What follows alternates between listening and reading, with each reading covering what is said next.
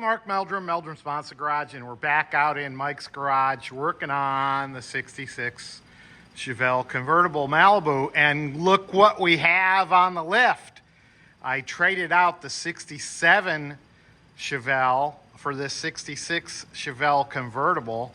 So now I've got a great model to use while I'm building this convertible. I think that is pretty cool and pretty nice of Mike to buy that car. So we're going to have fun today. I'm going to go over the 66 convertible. We'll read the body tag and the serial number and the axle codes and give you some good information on that. And the other thing I just wanted to show you was that while we were down in Florida, we picked up the transmission from John Perrette. So I got that installed today, and I'm very, very happy with that. Bolted right up. So we'll get the shifting mechanisms on there soon, and things are looking good for this. Now, if we could only get Paul the painter to do his job and paint the body on this thing. We've been waiting, and every week he tells us 2 weeks, 2 more weeks, we'll get it in primer. Well, Paul, you got to get your butt in gear. You know, we're waiting for stuff. We want to send the 67 Chevelle over to you, but we can't because you're not sending us anything back. I also have a Camaro over there that he's working on, and I heard that was sitting outside. So I did not get a good report from Mike and Larry when they stopped over there. So hopefully Paul kicks it in the gear and gets some things done on our project. So in the meantime, we will continue on with the frame here. Things are looking good.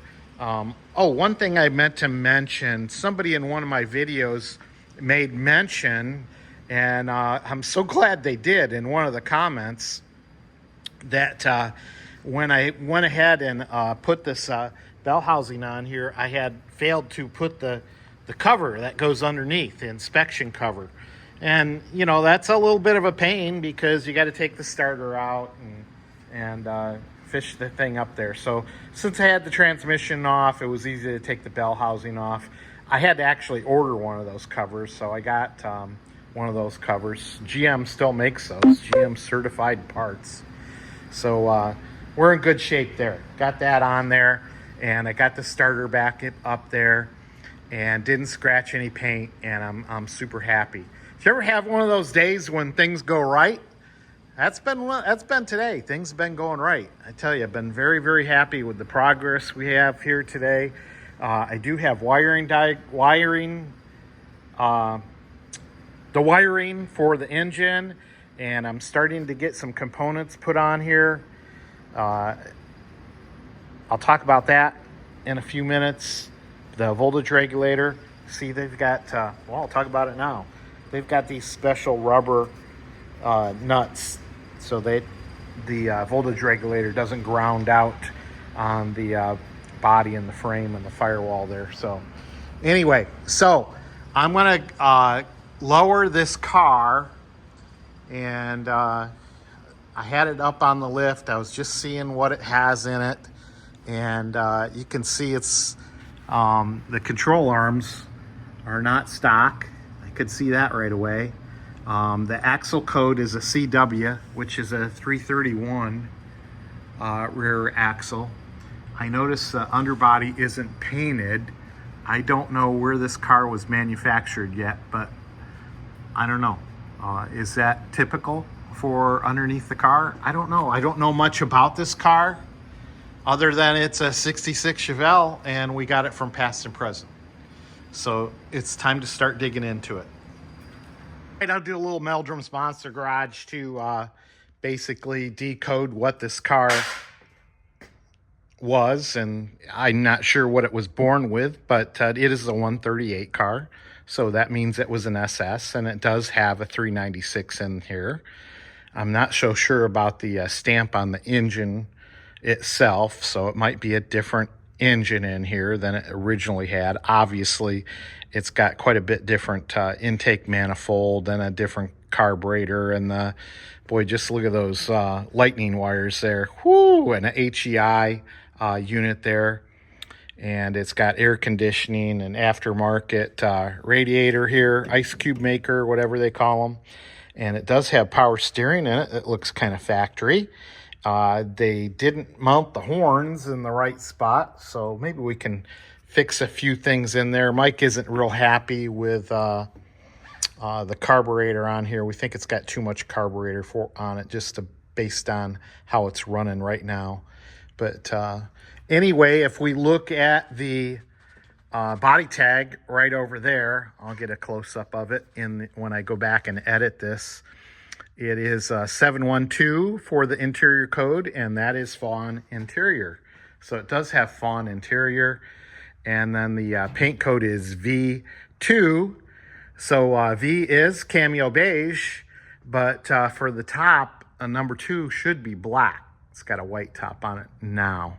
I'll have to go back and look at the rest of the numbers on there, but I'm just kind of briefly going over this. You can see that it's got add-on power brakes there and a dual master cylinder there, which everybody knows that these only came with the suicide master cylinder because it only had one basically cylinder for all 4 brakes. But anyway, very cool car, very cool. It does, I know my little buddy Larry Richardson will say, does it have the smell? Yeah, it's got a very, very faint 66 Chevelle smell to it. I think the whole car's been restored. You could see the firewall wasn't painted black, and under the hood wasn't painted black like it should. And then on the serial number, they did, when they painted the car, they painted over the serial number. That should not be the paint color.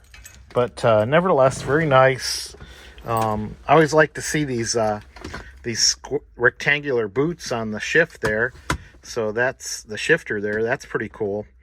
You don't normally see that boot. Usually got broke, and they're hard to find now. They're worth a big bucks.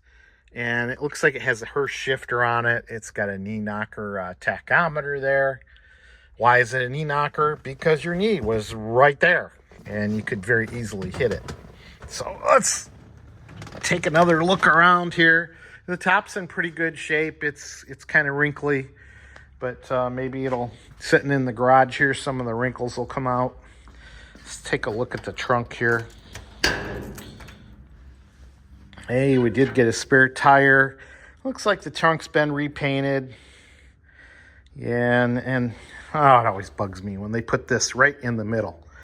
You know, then it's sure to split right where it's at. They should put it off to the side here as far as bringing the seam together. But I know Uncle Larry can't wait to get over here. Look at that. It's got the jacking instructions on here. I always crack up. A 66 Chevelle has a 65 Chevelle jacking instructions, but that's correct, and that's an original jacking instruction. So hey, take note of where they put that. And we do have a posi rear end. It's a CW. It's a 331. So pretty cool there. It doesn't look like they painted the under the deck lid there. So that's cool. We're missing a couple stops here, a couple rubber stops. I'm sure we've got those laying around the shop. I love that the antennas in the rear there. That is pretty cool. I'm not sure if that's the way it came. You can see it's got the Super Sport emblems back here. The paint is so-so on this car. And you can see the door is not fitting up real good there. Maybe we can do a little Meldrum's Monster Garage on that door. But yeah, it's a cool car. Man, it's a 66 Chevelle. How can you go wrong? But and I'm sure we'll do some things to improve this thing. And I know once Uncle Larry gets over here, he'll want to put the whole thing back to stock form. So, but what I'm most excited about on this car is that it's going to be a great model for putting this convertible together. It's a Malibu convertible, not a SS car, but it's going to be a great timepiece to look at when we go to put the top mechanism in. So this has got a power top on it. The Malibu only has a manual top, but I think the mechanisms are probably the same. But we'll see. If anybody knows that, please leave a comment. Are the top mechanisms the same on a manual and a power top? So I would imagine they just had the holes in there and connected up the pistons. But anyway, I'm rambling today. I'm pretty excited.